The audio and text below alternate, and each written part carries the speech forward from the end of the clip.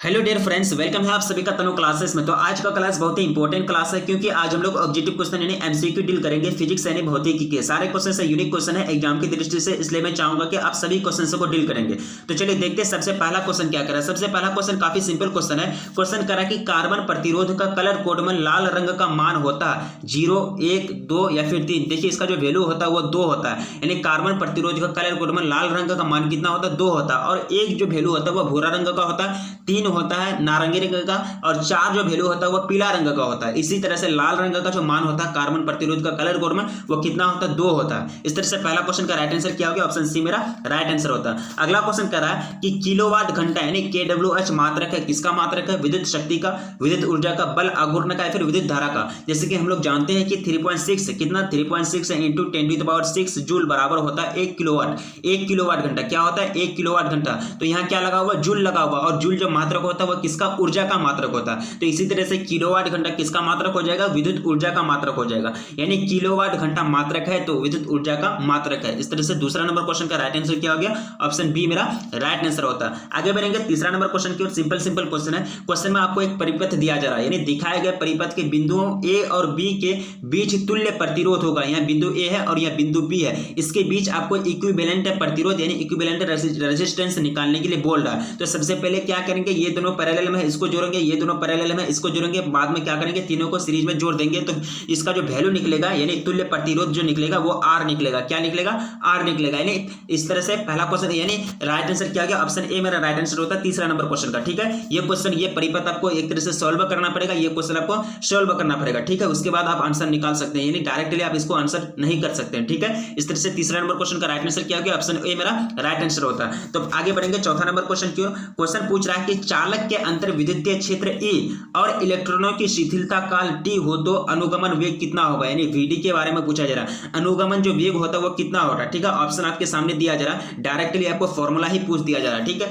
ये जो होगा VD बराबर EE/T/m होगा। क्या हो जाएगा, VD बराबर EE/T/m हो जाएगा। क्या हो जाएगा, यानी एक तरह से अनुगमन वेग का जो ये फॉर्मूला होता है। ठीक है, यानी डायरेक्टली आपको फॉर्मूला ही पूछ दिया गया है। ठीक है, तो चौथा नंबर क्वेश्चन का राइट आंसर क्या किया, ऑप्शन ए मेरा राइट आंसर होता है। आगे बढ़ेंगे पांचवा नंबर क्वेश्चन की ओर। यहां पूछा जा रहा है कि यदि विद्युतीय क्षेत्र ए और अनुगमन वेग VD हो तब संचालकता यानी मोबिलिटी होगी। यानी मोबिलिटी का फॉर्मूला आपसे पूछा जा रहा है, E/VD या फिर VD/E या फिर E/VD या फिर E²VD। ठीक है, आपके सामने चार ऑप्शन रखा गया, पांचवा नंबर क्वेश्चन। ठीक है, ये जो राइट आंसर होंगे वो होंगे आप VD/E, यानी एक तरह से मोबिलिटी का जो सूत्र होगा यानी संचालकता निकालने का जो सूत्र होगा वो क्या हो जाएगा VD/E। यानी VD क्या है, जैसे हम लोग यहाँ पढ़े VD जो पढ़े वो क्या पढ़े, अनुगमन वेग पढ़े। ठीक है, यहाँ आप संचालकता निकालने की जो एक तरह से फॉर्मूला होता है वो कितना होता है, क्या होता है VD/E होता है। यानी पांचवा नंबर क्वेश्चन का राइट आंसर किया गया, ऑप्शन बी मेरा राइट आंसर होता है। डायरेक्टली आप लोगों को फॉर्मूला ही पूछ दिया गया है। आगे बढ़ेंगे छठा नंबर क्वेश्चन की ओर। क्वेश्चन कह रहा है कि समान धातु के 3 तारों के द्रव्यमानों के अनुपात 1:2:3:3 है। ठीक है, तथा उनकी लंबाई 3:2:1 के अनुपात में है, तो विद्युतीय प्रतिरोध का अनुपात क्या होगा। आपको क्या दिया जा रहा है, यानी तारों की लंबाई दिया जा रहा है और तारों का जो है तारों का वेट दिया जा रहा है, द्रव्यमान दिया जा रहा है, और दूसरा में तारों की लंबाई दिया जा रहा है। तो आपको तीसरा जो डिमांड कर रहा है वो किसका डिमांड कर रहा है, विद्युतीय प्रतिरोध का डिमांड कर रहा है। ठीक है, तो आप लंबाई और एक तरह से लंबाई और ये द्रव्यमान की मदद से क्या निकालेंगे, वहां विद्युतीय प्रतिरोध निकालेंगे, फिर उसको क्या करेंगे अनुपात में करेंगे, तो उसका जो वैल्यू निकलेगा 27:6:1 निकलेगा। यानी इसको सॉल्व करना पड़ेगा, उसके बाद आप आंसर डील कर सकते हैं, उसके बाद आप आंसर लगा सकते हैं। कोई जरूरी नहीं कि यही क्वेश्चन आपको पूछ दिया जाए, लेकिन इसी टाइप के क्वेश्चन बोर्ड एग्जाम में आते हैं। ठीक है, इसमें चेंजिंग होगा, कोई दिक्कत नहीं, कोई जरूरी नहीं कि ये सेम क्वेश्चन आपको पूछ दिया जाए। तो इसी टाइप के क्वेश्चन आपको बोर्ड एग्जाम में आते हैं, ये क्वेश्चन सॉल्व कीजिएगा। सॉल्व करने के बाद जो फाइनली जो आंसर निकलेगा विद्युतीय प्रतिरोध का वो निकलेगा 27:6:1 निकलेगा। यानी छठा क्वेश्चन का राइट आंसर क्या गया, ऑप्शन डी मेरा राइट आंसर होता है। आगे बढ़ेंगे सातवां नंबर क्वेश्चन की ओर। क्वेश्चन कह रहा है कि कौन सही है। ठीक है, यानी कौन सही है, कौन सा स्टेटमेंट सही है। धारा अदिश है और धारा घनत्व सदिश है। ठीक है, धारा सदिश है और धारा घनत्व अदिश है। ठीक है, ऑप्शन सी में कह रहा है कि दोनों सदिश है और इनमें से कोई नहीं। ठीक है, आपके सामने चार ऑप्शन रखा गया। देखिए ये जो पहला वाला जो कथन है, धारा अदिश होता है और धारा घनत्व जो होता है वह सदिश होता है। क्या होता है, धारा अदिश का मतलब क्या होता है, स्केलर, और सदिश का मतलब क्या होता है, वेक्टर। यानी सदिश में क्या होता है, डायरेक्शन फिक्स होता है और अदिश में डायरेक्शन फिक्स नहीं होता है। तो धारा क्या है, अदिश होता है, और धारा जो घनत्व होता है वो क्या होता है, सदिश होता है। इस तरह से सातवां क्वेश्चन का राइट आंसर क्या हो गया, ऑप्शन ए मेरा राइट आंसर होता है। आगे बढ़ेंगे आठवां नंबर क्वेश्चन की ओर। क्वेश्चन पूछ रहा है कि यदि विद्युत बल्ब यानी यदि विद्युत बल्ब में धारा 3 3% से बढ़ाई जाती है तो समान प्रतिरोध पर उसकी शक्ति बढ़ेगी, यानी समान प्रतिरोध पर उसकी शक्ति कितना बढ़ेगी, 6% से, 1.5% से, 3% से या फिर 1% से। ठीक है, आपको सामने 4 ऑप्शन रखा गया। 8वां नंबर क्वेश्चन देखिए, ये जो बढ़ेगी बिल्कुल दुना, यानी 6% से, यानी विद्युतीय बल्ब, यानी यदि विद्युतीय बल्ब में धारा 3% से बढ़ाई जाती है तो समान प्रतिरोध पर उसकी शक्ति कितनी बढ़ेगी, डायरेक्ट दुगुना बढ़ जाएगा। कितना बढ़ेगा, डायरेक्ट दुगुना, 3 गुना 2 हो जाएगा, डायरेक्ट कितना हो जाएगा, 6 हो जाएगा। यानी 8वां नंबर क्वेश्चन का राइट आंसर क्या हो गया, ऑप्शन ए मेरा राइट आंसर होता है। ये भी न्यूमेरिकल बेस्ड क्वेश्चन है। क्वेश्चन अगला क्वेश्चन पूछा जा रहा है कि 4 प्रतिरोध, यानी 4 प्रतिरोध कुंडलियां जिनमें प्रत्येक का प्रतिरोध 4 ओम है, कितना ओम है, 4 ओम है, समानांतर क्रम में जोड़ी गई है, उनका संयुक्त प्रतिरोध कितना होगा। ठीक है, हम लोग जानते हैं कि एक तरह से जो जिनमें 4 प्रतिरोध का जो वैल्यू होता है, चारों प्रतिरोध का वैल्यू कितना है, 4 ओम है। ठीक है, चारों ओम को जो जोड़ा गया है समानांतर क्रम में जोड़ा गया है, लेकिन इक्विवेलेंट जो प्रतिरोध होगा वो क्या होगा। ठीक है, वही आपसे पूछा जा रहा है 9 नंबर क्वेश्चन में। देखिए, ये जो होंगे ये 1 ओम होंगे, कितना होंगे, 1 ओम होंगे। जैसे कि हम लोग जानते हैं कि समतुल्य प्रतिरोध में जो जुड़ता है वो उल्टा जुड़ता है, कितना, यानी 1/4 हो जाएगा, फिर 1/4 हो जाएगा, फिर 1/4 हो जाएगा। इसी तरह से हम लोग क्या निकालेंगे, समानांतर क्रम में उसके एक तरह से संयुक्त प्रतिरोध निकालेंगे तो क्या निकलेगा, डायरेक्टली 1/4 प्लस 1/4 प्लस 1/4 प्लस 1/4, यानी 4 बार 1/4 को जोड़ेंगे तो वो क्या निकलेगा, 1 निकलेगा। यानी 9वां नंबर क्वेश्चन का राइट आंसर क्या गया, ऑप्शन ए मेरा राइट आंसर होता है। आगे बढ़ेंगे 10वां नंबर क्वेश्चन की ओर। क्वेश्चन कह रहा है कि एक सूखे सेल का विद्युत वाहक बल 1.5 वोल्ट है और आंतरिक प्रतिरोध 0.5 ओम है। यदि यह सेल एक बाहरी प्रतिरोध में 1 एम्पीयर की धारा भेजता है तो सेल का विभवांतर यानी वोल्टेज कितना होगा। ठीक है, ऑप्शन आपके सामने दिया जा रहा है 10वां नंबर क्वेश्चन का। ऑप्शन आपका 1.5 वोल्ट है, या फिर 1 वोल्ट है, या फिर 0.5 वोल्ट है, या फिर 0 वोल्ट है। ठीक है, ये जो होंगे 1 वोल्ट होंगे, यानी 1 एम्पीयर धारा क्या करता है, भेजता है, सेंड करता है। तो इसका जो विभवांतर होंगे यानी वोल्टेज जो होंगे वो कितना होंगे, तो सेल का जो विभवांतर होगा वो कितना होगा, 1 वोल्ट होगा। यानी 10वां नंबर क्वेश्चन का राइट आंसर क्या होगा, ऑप्शन बी मेरा राइट आंसर होता है। आगे बढ़ेंगे, क्वेश्चन कह रहा कि चित्र में ए एवं बी के बीच तुल्य प्रतिरोध है। यहां भी आपको एक परिपथ दिया जा रहा है, यहां आपको पूछा जा रहा है कि ये दोनों के बीच जो तुल्य प्रतिरोध होगा वो कितना होगा। ठीक है, आपके सामने जो एक तरह से 4 ऑप्शन दिया जा रहा है, ये प्रतिरोध को आप सॉल्व करेंगे। आपके सामने 4 ऑप्शन है, 1 ओम, 3 ओम, 6 ओम, या फिर इनमें से कोई नहीं। 11वां नंबर क्वेश्चन देखिए, ये जो होंगे ये 1 ओम के बराबर होंगे। कैसे होंगे भाई, ये आप एक तरह से जोड़ेंगे, इसको आप प्रतिरोध में जोड़ेंगे, यानी चित्र ए और बी, यह पॉइंट ए है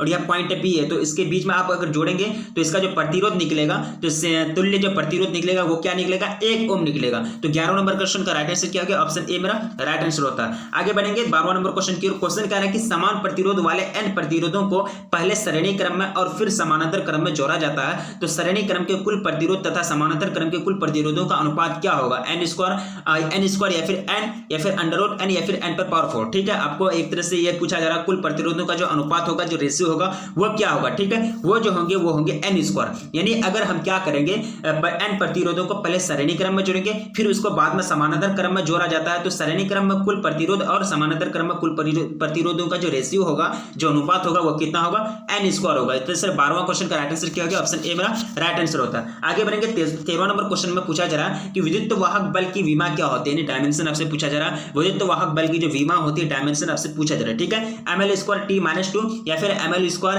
t-2 i-1 या फिर ml t-2 या फिर ml2 t-3 i-1। ठीक है, 4 ऑप्शन आपके सामने रखा गया। देखिए, ये जो होते हैं ml t-2, यानी क्या होता है ml t-2, विद्युत वाहक बल का जो विमा होता है, जो डायमेंशन होता है वो क्या होता है, ml t-2 होता है। आगे बढ़ेंगे, क्वेश्चन करा कि तांबे के एक तार तथा जर्मेनियम के तार को कमरे के ताप पर 80 केल्विन तक ठंडा 80 केल्विन तक ठंडा किया जाता है, तब प्रतिरोध क्या होगा। ठीक है, दोनों तारों का घटेगा, दोनों तारों का बढ़ेगा, या फिर तांबे के तार का घटेगा और जर्मेनियम के तार का बढ़ेगा, या फिर जर्मेनियम के तार का घटेगा और तांबे के तार का बढ़ेगा। ठीक है, क्या करा कंडीशन, तांबे के एक तार तथा जर्मेनियम के तार को कमरे के ताप पर 80 केल्विन तक ठंडा किया जाता है, तब इसका प्रतिरोध आपसे पूछा जा रहा है। ठीक है, 14वां नंबर क्वेश्चन देखिए, ये जो होंगे क्या होंगे, तांबे का तार का जो प्रतिरोध होगा, तांबे का तार का घटेगा प्रतिरोध और जर्मेनियम का जो तार होगा उसका प्रतिरोध बढ़ेगा। ठीक है, इसका जो एक तरह से प्रतिरोध यानी रेजिस्टेंस में जो प्रवृत्ति आएगी, इसी तरह से इसमें चेंज आएगी, इसमें एक तरह से प्रवृत्ति इसका इसी तरह से चेंज होगा, मूवमेंट आएगा इसमें। ठीक है, तो 14 नंबर क्वेश्चन का राइट आंसर ऑप्शन सी मेरा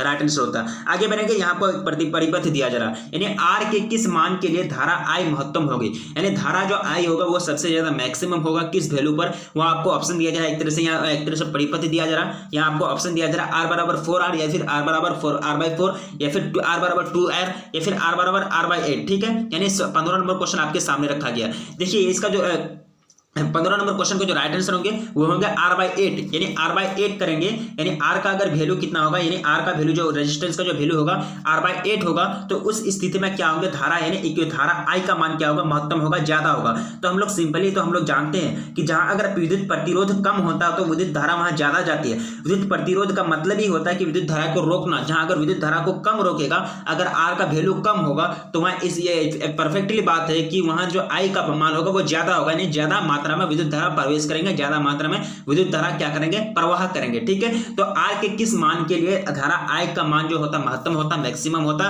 वो तो R बराबर r/8 पर, ठीक है। ये जो r/8 वैल्यू देखेंगे तो ये सब के तीनों के मुकाबले में सबसे कम है, तो सबसे कम है तो सबसे ज्यादा क्या होंगे, यानी एक तरह से I प्रवाहित होंगे, यानी धारा प्रवाहित होंगे, ठीक है। तो 15 नंबर क्वेश्चन का राइट आंसर क्या होगा, ऑप्शन डी मेरा राइट आंसर होता है। अगला क्वेश्चन पूछा गया कि किसी चालक का विशिष्ट प्रतिरोध बढ़ता है तापमान बढ़ाने से या फिर अनुप्रस्थ काट क्षेत्रफल बढ़ाने से या फिर लंबाई घटने से या फिर अनुप्रस्थ काट क्षेत्रफल घटने से, ठीक है। आपके सामने चार ऑप्शन रखा गया। किसी चालक का विशिष्ट प्रतिरोध कब बढ़ता है, ठीक है। ये जो बढ़ता है तापमान बढ़ाने से। कब तापमान अगर बढ़ाएंगे, हीट करेंगे, यानी किसी चालक का विशिष्ट प्रतिरोध क्या हो जाएगा, बढ़ जाएगा, यानी इंक्रीज हो जाएगा, ठीक है। तो 16 नंबर क्वेश्चन का राइट आंसर क्या होगा, ऑप्शन ए मेरा राइट आंसर होता है। अगला क्वेश्चन कह रहा है कि किसी चालक के संवहन वेग यानी VD तथा आरोपित विद्युत बल E विद्युत क्षेत्र E के बीच संबंध होता है। कैसा संबंध होता है भाई, VD directly proportional to √E या फिर VD directly proportional to E या फिर VD directly proportional to E square या फिर VD बराबर कांस्टेंट। क्या होगा इसका राइट आंसर, आपको चूज करना है 17 नंबर क्वेश्चन का।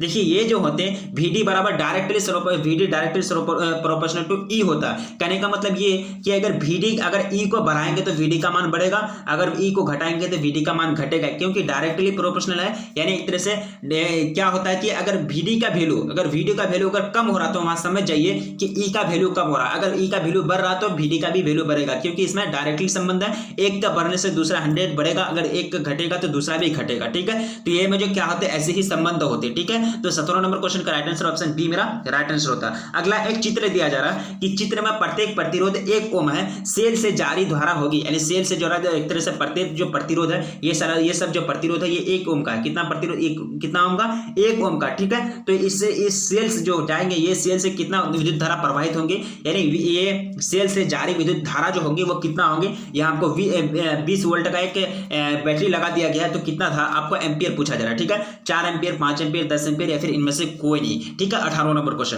देखिए, ये जो होंगे 5 एम्पियर, कितना होंगे, 5 एम्पियर विद्युत धारा जारी होंगी। अगर आप क्या करेंगे, यह वोल्ट क्या है 20 है, और यहाँ आप क्या निकालेंगे, रेजिस्टेंस निकालेंगे। सबसे पहले क्या करेंगे, इसका रेजिस्टेंस निकालेंगे, इक्विवेलेंट रेजिस्टेंस, उसके बाद न्यूमेरिकल को सॉल्व करेंगे।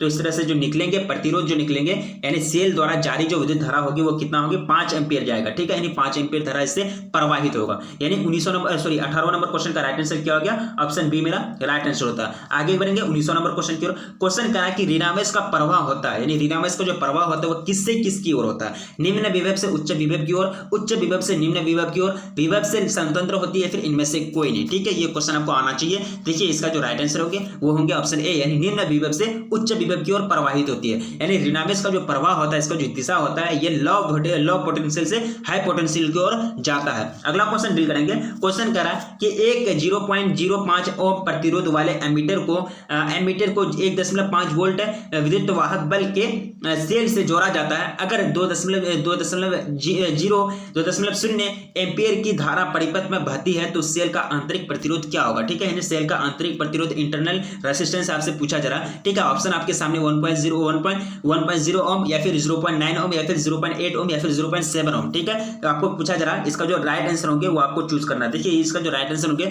वो होंगे आपका 0.7 ओम। यदि क्या करेंगे, 0.05 ओम प्रतिरोध वाले एमीटर को 1.5 वोल्ट विद्युत वाहक बल के सेल्स के साथ जोड़ दिया जाए, अगर 2.0 एम्पियर धारा परिपथ में बहती है तो सेल का जो आंतरिक प्रतिरोध होगा वो कितना होगा, 0.7 ओम होगा, ठीक है। तो 20 नंबर क्वेश्चन का राइट आंसर ऑप्शन डी मेरा राइट आंसर होता है। आगे बढ़ेंगे क्वेश्चन 21 में पूछा जा रहा है कि आर के किस मान के लिए धारा आई का मान जो होगा वो महत्तम होगा, ठीक है। आर के किस मान के लिए, ठीक है। सबसे पहले देखिए कि आर का मान जो होता है सबसे पहले कम कहां है। 21वां नंबर क्वेश्चन आपको पूछा जा रहा है, आर का मान यहाँ आर के बराबर है, आर का मान r/2 है, या आर का मान 2 आ रहा है, यहाँ तो सबसे ज्यादा हो गया। तो सबसे कम अगर देखेंगे तो आर का मान जो है डी में है, यानी आर बराबर r/4 4 है, यानी 1 पाव यानी 1/4, ठीक है। तो इस तरह से राइट आंसर क्या होंगे, ऑप्शन डी मेरा राइट आंसर होंगे, क्योंकि हम लोग जानते हैं कि विद्युत धारा में जहां विद्युत धारा जो होता है आई वहीं सबसे ज्यादा प्रवाहित होगा जहां जो है आर का मान कम होगा, यानी रेसिस्टेंस कम होगा। रेसिस्टेंस कम होगा तो विद्युत धारा को कम रोकेगा और विद्युत धारा बहुत ज्यादा अपने फ्रीली होकर के वो प्रवाहित होने लगेगा।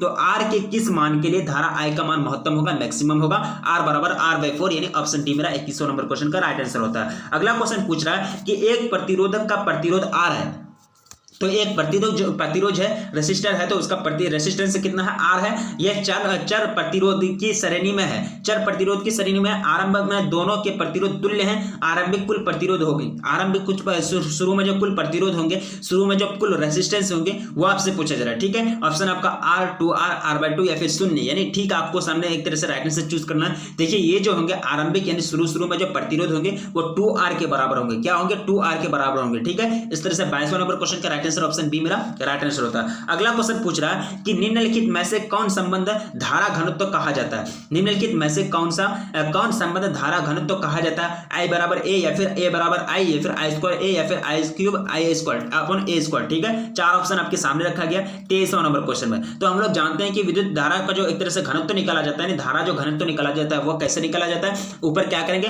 I का मान रखेंगे, अपन क्या करेंगे, A करेंगे, I बराबर क्या हो जाएगा, विद्युत धारा हो जाएगा, और A जो हो जाएगा वो एरिया हो जाएगा, ठीक है। इस तरह से विद्युत धारा का जो घनत्व होगा I बराबर A होगा, ठीक है। तो निम्नलिखित में से कौन संबंध धारा घनत्व कहा जाता है, तो ऑप्शन ए मेरा राइट आंसर होता है। I बराबर A क्या कहलाएंगे, धारा घनत्व कहलाएंगे, यानी इलेक्ट्रिक डेंसिटी कहलाएंगे, ठीक है। आगे बढ़ेंगे 24वां नंबर क्वेश्चन की ओर। क्वेश्चन कह रहा है कि किलोवाट घंटा मात्रक है, ये तो अभी हम पढ़े, विद्युत ऊर्जा का, किसका, विद्युत ऊर्जा का मात्रक है, यानी विद्युत ऊर्जा का, ऑप्शन बी मेरा 24वां नंबर क्वेश्चन का राइट आंसर होता है। क्वेश्चन में पूछ रहा है कि समान लंबाई और एक 10 ओम के समान प्रतिरोध वाले चार तार वर्गाकार आकृति में जुड़े हैं, वर्ग के दो विपरीत कोणों के बीच तुल्य प्रतिरोध कितना होगा, ठीक है। ऑप्शन आपके सामने दिया जा रहा है 10 ओम, 40 ओम, 20 ओम या फिर 10/4 ओम, ठीक है, 10/4 ओम, ठीक है। आपके सामने चार ऑप्शन दिए जा रहा है 25 नंबर क्वेश्चन का। देखिए ये जो होंगे 10 ओम होंगे, अगर क्या करेंगे, समान लंबाई के 10 ओम के समान प्रतिरोध वाले चार तार को क्या करेंगे, वर्गाकार आकृति में जोड़ देंगे, तो वर्ग के दो विपरीत कोणों के जो एक तरह से बीच में जो तुल्य प्रतिरोध होंगे, यानी इक्विवेलेंट रेजिस्टेंस जो होंगे वो कितना होंगे, 10 ओम के बराबर होंगे, यानी 25वां नंबर क्वेश्चन का राइट आंसर क्या हो गया, ऑप्शन ए मेरा राइट आंसर होता है।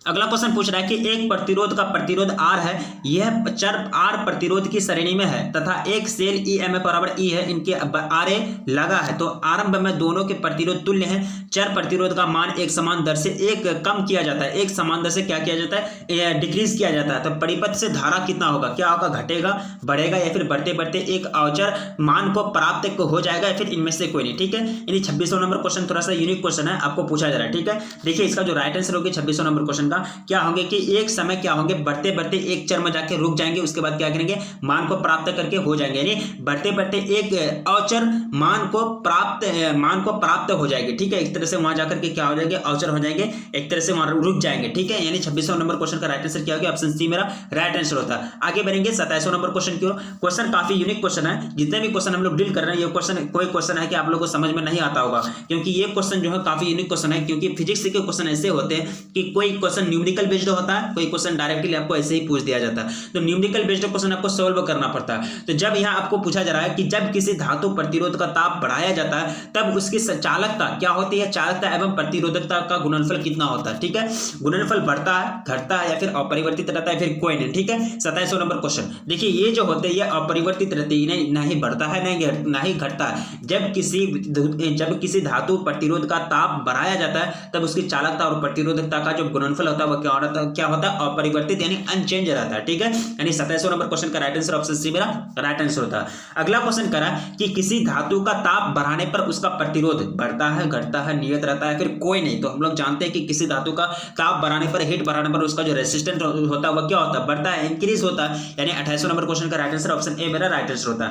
अगला क्वेश्चन पूछा जा रहा है कि निम्नलिखित में से कौन शक्ति का इकाई नहीं है, वाट, एम्पियर गुना वोल्ट या फिर एम्पियर, ओम अपॉन एम्पियर स्क्वायर या फिर एम्पियर इनटू ओम, ठीक है। चार ऑप्शन आपके सामने रखा गया है कि निम्नलिखित में से शक्ति का जो इकाई है, शक्ति का जो यूनिट है, पावर का यूनिट कौन नहीं है, ठीक है। यानी ऑप्शन सी मेरा राइट आंसर होता है। ओम अपॉन एम्पियर स्क्वायर जो है क्या है, शक्ति का यूनिट नहीं है, शक्ति का इकाई नहीं है। अगला क्वेश्चन डील करेंगे। क्वेश्चन कह रहा है कि नीचे दिखाए गए परिपथ में धारा का मान क्या है होगा। ठीक है, ये एक परिपथ दिया जा रहा है, ये परिपथ में जो है 30 ओम का परिपथ है, यहाँ -1 वोल्ट है, तो इसमें जो धारा का मान होगा वो कितना होगा, 0 होगा या फिर 10⁻³ एम्पियर होगा या फिर 1 एम्पियर या फिर 0.10 एम्पियर होंगे। ठीक है, आपको सामने धारा दिया जा रहा है, यानी एक परिपथ दिया जा रहा है, इसका जो वैल्यू होगा वो कितना होगा, 0.10 होंगे, यानी 0.10 एम्पियर होंगे धारा का मान ये परिपथ में। यानी ये परिपथ जो है यहाँ क्या है, 30 एम्पियर 30 ओम का है, उसके बाद -1 है। आगे डील करेंगे। 30वां नंबर क्वेश्चन का राइट आंसर ऑप्शन डी मेरा राइट आंसर होता है। 31वां क्वेश्चन में भी एक परिपथ दिया जा रहा है, परिपथ में दिखाई गई धारिता पर आवेश होंगे, क्या होंगे आवेश भाई, वही आपसे पूछा जा रहा है। ठीक है, ये परिपथ है आपका, यहाँ 12 वोल्ट है, यहाँ 9 ओम है, यहाँ इसके पास यहाँ जो है 3 ओम है, और यहाँ कितना है 6 माइक्रोफैराड है। ठीक है, यहाँ आपको क्वेश्चन सॉल्व करना है, ये भी न्यूमेरिकल बेस्ड क्वेश्चन है, ये 2017 में पूछा गया क्वेश्चन है। ठीक है, 31वां नंबर क्वेश्चन। देखिए, इसको सॉल्व करने के बाद जो टोटल निकलेंगे वो कितना निकलेंगे, 18 माइक्रो कूलम। क्या निकलेंगे, 18 माइक्रो कूलम क्या निकलेंगे, एक तरह से आवेश निकलेंगे। आवेश को किस में मापते हैं, कूलम में मापते हैं, यानी आवेश का जो मात्रक होता है वो किस में मापा जाता है, कूलम में मापा जाता है। तो परिपथ में दिखाए गए धारिता पर जो आवेश होंगे वो कितना होंगे, 18 माइक्रो कूलम हो गए, यानी 31वां नंबर क्वेश्चन का राइट आंसर ऑप्शन ए मेरा राइट आंसर होता है। अगला क्वेश्चन कह रहा है कि चित्र में दिखाए गए परिपथ में ए एप्सिलॉन नॉट बराबर क्या होता है, 10 वोल्ट होता है, और E2 जो होता है वो कितना होता है, 6 वोल्ट। दोनों सेल जो होंगे, दोनों सेल या बैटरी का EMF है, तथा R1 बराबर 2 ओम है और R2 1 ओम है। इनके आंतरिक प्रतिरोध जो है कितना है, CD के बीच सेल का जो विभवांतर होगा वो कितना होगा। ठीक है, आपके सामने ये एक तरह से परिपथ दिया जा रहा है, ये परिपथ को भी सॉल्व करना होगा। ठीक है, ऑप्शन आपके सामने दिया जा रहा है, इसका जो राइट आंसर होंगे 32वां नंबर क्वेश्चन का, यानी 32वां नंबर क्वेश्चन का जो राइट आंसर होंगे वो होंगे आपका 6 वोल्ट से अधिक। कितना, यानी 6 वोल्ट से अधिक निकलेगा। ये क्वेश्चन को डील करना पड़ेगा। यानी क्वेश्चन क्या कर रहा है कि चित्र में दिखाया गया E1 का जो मान है 10 है और E2 का मान 6 वोल्ट है, और R1 का 2 ओम और R2 का 1 ओम है, तो CD के बीच जो सेल का जो विभवांतर यानी वोल्ट होगा वो कितना होगा, तो वो निकलेगा 6 वोल्ट से अधिक निकलेगा, यानी 32वां नंबर क्वेश्चन का राइट आंसर ऑप्शन ए मेरा राइट आंसर होता है। अगला क्वेश्चन डील करेंगे। ये सब क्वेश्चन आपको याद रहे यही काफी है, क्योंकि ये क्वेश्चन आप लोग को रटना नहीं है। ठीक है, ये क्वेश्चन न्यूमेरिकल बेस्ड क्वेश्चन है, अगर हो तो अच्छी बात है, नहीं हो तो वहां फिर एक तरह से आप लोग को दूसरा क्वेश्चन को सॉल्व करना है। क्वेश्चन कहना है कि प्रतिरोध का ऐसा मात्रक है, वेबर या फिर हेनरी या फिर एम्पियर या फिर ओम। ठीक है, 4 ऑप्शन आपके सामने रखा गया।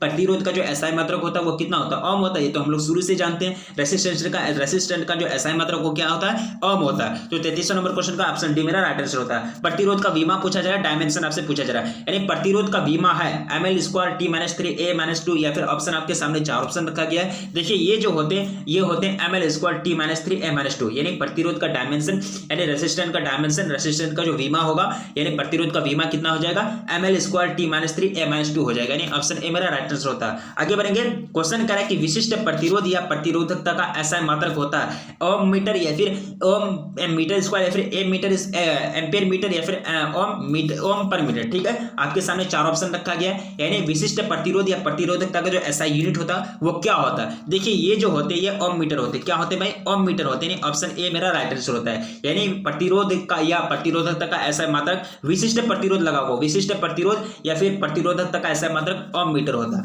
आगे डील करेंगे। क्वेश्चन कह रहा है कि विशिष्ट प्रतिरोध या प्रतिरोधकता का जो विमा होता है, डायमेंशन होता है, वो क्या होता है। ठीक है, आपके सामने 4 ऑप्शन रखा गया।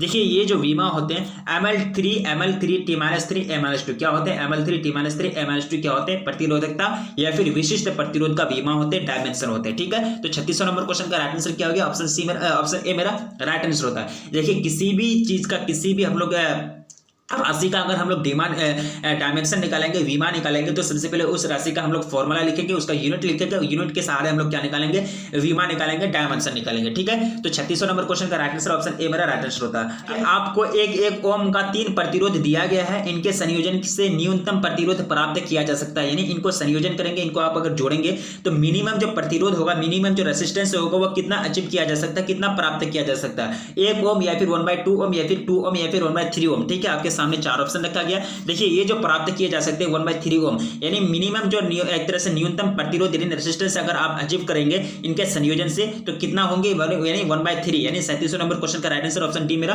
राइट आंसर होता है। आगे आपको पूछा जा रहा है कि स्वस्थ मनुष्य के शरीर का जो विद्युत प्रतिरोध होगा, यानी रेजिस्टेंस जो होता है, इलेक्ट्रिक रेजिस्टेंस, वो कितना होता है। ठीक है, ये जो होते हैं 50,000, यानी 50,000 ओम के बराबर होते हैं स्वस्थ मनुष्य के शरीर का विद्युत प्रतिरोध। आगे बढ़ेंगे 39वां क्वेश्चन। क्वेश्चन कह रहा है कि मोबिलिटी की एसआई यूनिट क्या होता है, यानी मोबिलिटी जो आप लोग पढ़े अभी जस्ट, तो मोबिलिटी का जो एसआई यूनिट होता है, एसआई मात्रक वो क्या होता है, एम्पियर मीटर अपॉन न्यूटन या फिर सेकंड पर मीटर या फिर metre upon second into ampere या फिर कोई नहीं। ठीक है, आपके सामने चार ऑप्शन रखा गया है कि मोबिलिटी का जो यूनिट होता है वो क्या होता है। देखिए मोबिलिटी का जो यूनिट होता है वो होता है एम्पियर गुना मीटर अपॉन न्यूटन, यानी एम्पियर